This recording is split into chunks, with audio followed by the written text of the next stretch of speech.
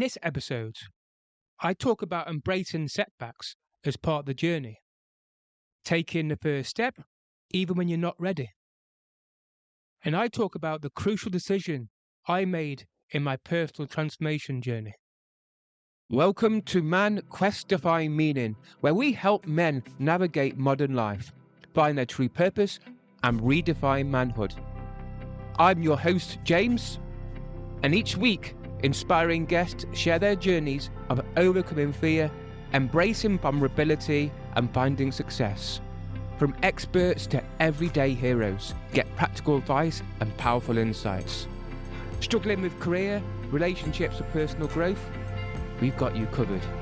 Join us on Man Quest to Find Meaning. Now, let's dive in.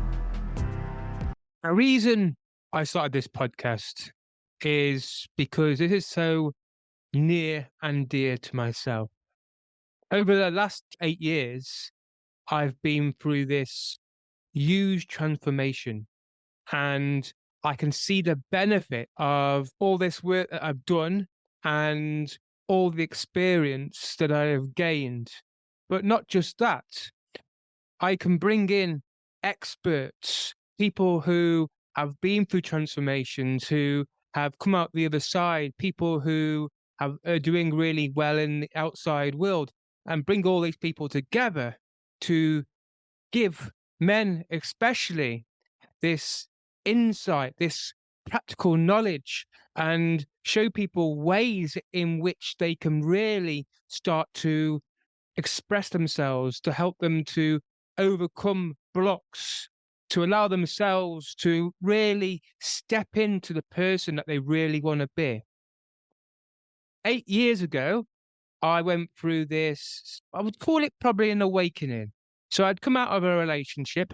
I was at my lowest. I had severe anxiety. I felt lost. I was doing a job I didn't enjoy. I felt depressed. And I was like a zombie for about 6 to 8 months. And what changed was that I made a decision that I was never, ever going to allow myself to get to that place again. And I made a kind of a declaration that day that I'm going to do whatever I can to make sure that I don't end up in that position ever again. And ever since then, I've been on this mission to grow and grow. Personal development, spiritual development. And it's almost become an obsession. In fact, it hasn't almost, it is an obsession. But I would say it's a pretty healthy obsession. And at the same time, one other thing that I did during those days was I took a psychic reading. So I can already think this guy's crazy. He's had a psychic reading. And I had this psychic reading. And the one thing that I remember very clearly was that I could do what she was doing. So that got me thinking. That got me looking for healing. It got me looking for ways in which I can start to improve myself. And it was at that moment that I found Reiki, or the Reiki by me, shall I say. And I ended up doing Reiki, got some Reiki healing. And I liked so much that I ended up doing Reiki level 1 and level 2. And this opened me up to a whole new world of spiritualism. And it's going through a door, and then you got an unlimited amount of stuff, and it was crazy.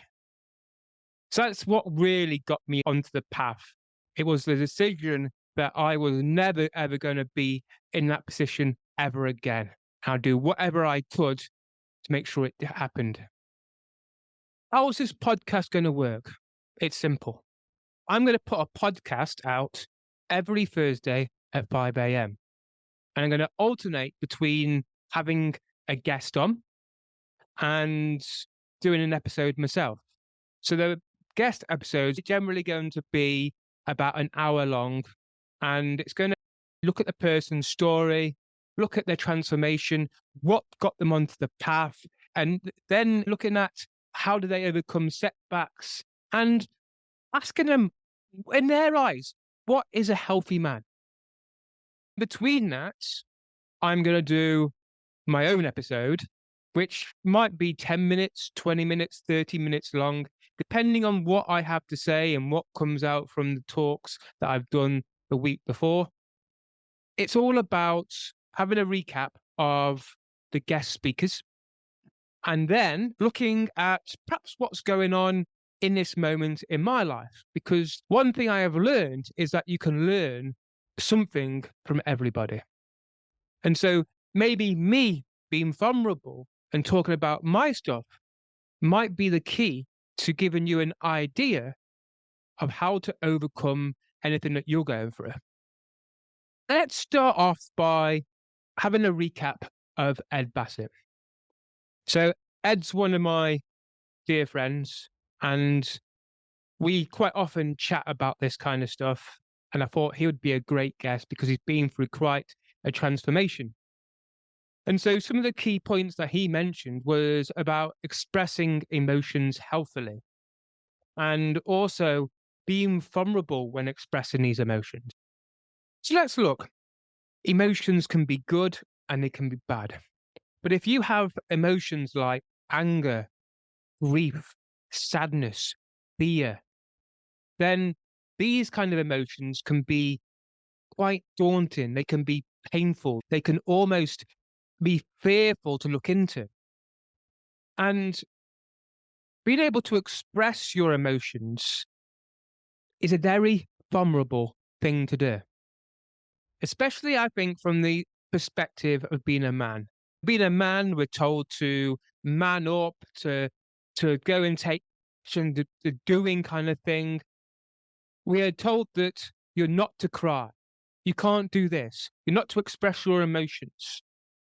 And I feel as though this holding on to our emotions quite often can start to cause us a lot of pain. And so, from a perspective of a man, and I've learned how to express my emotions healthily, I've come to realize that it's so important to be able to express and to be able to talk about our emotions, whether that's to another person, another woman, or to a group of men, that it helps to almost take that burden off you. For years, I've had suppressed anger.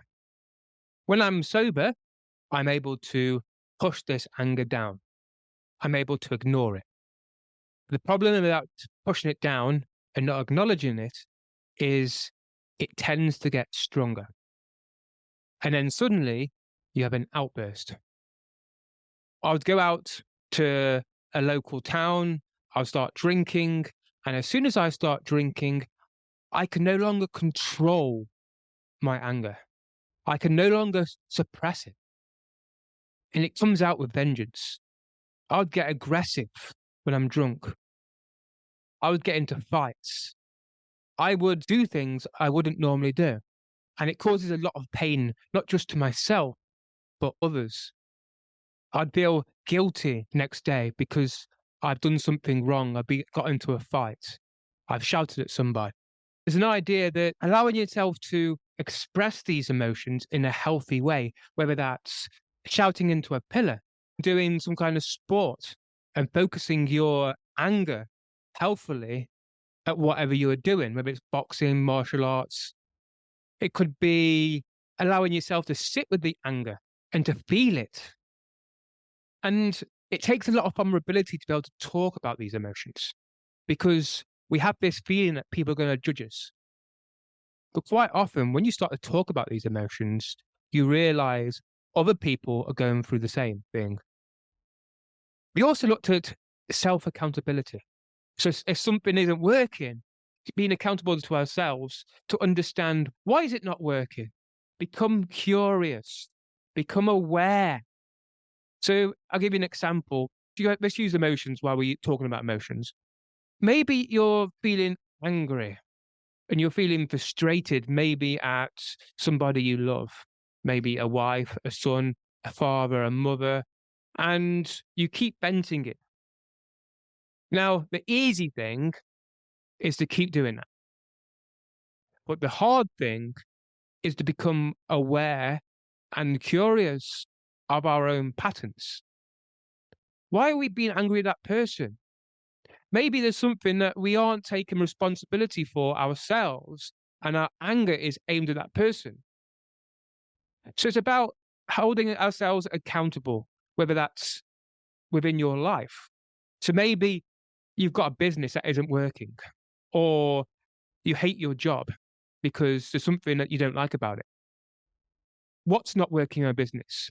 What's not working at work? How can I make it better? How can I make my business more profitable or work better? How can I make my job more enjoyable? All these occasions where we blame others for things happening in our life. When we blame people, we are giving our power away. So my suggestion here is to bring your power back and to be accountable to yourself. How can you become more accountable? The first thing is it's all about self-reflection and being curious of what's going on around you. So asking questions like, how can I own my part in this? What's going on for me? How do I feel? When I connect to these emotions, what do I feel is going on? Is there something in the past that is triggering this emotion?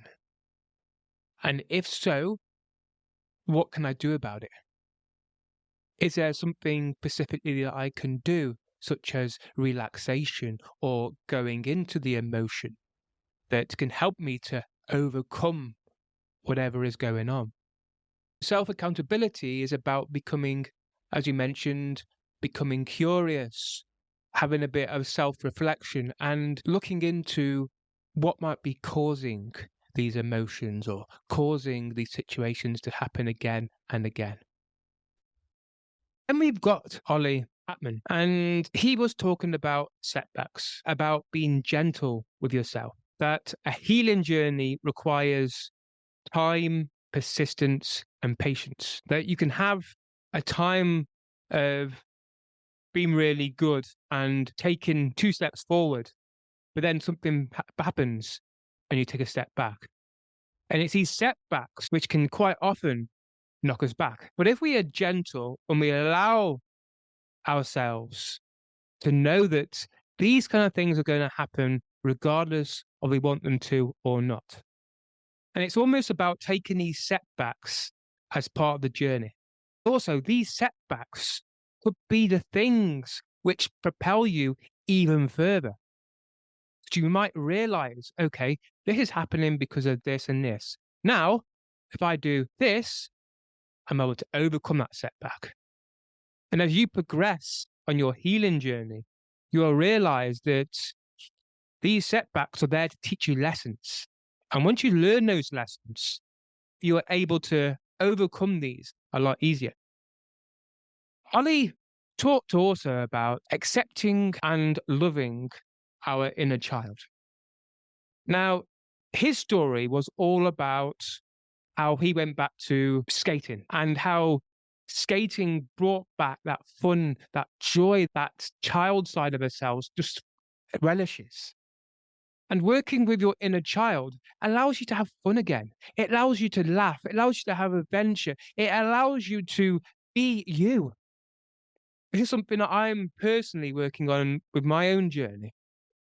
And it's something which has helped me to really find that joy again in life, to really have that hope, that joy, that love, that laughter, that amazing feeling of being me. So how do you work with your inner child? The first things as an adult is to accept that we have an inner child.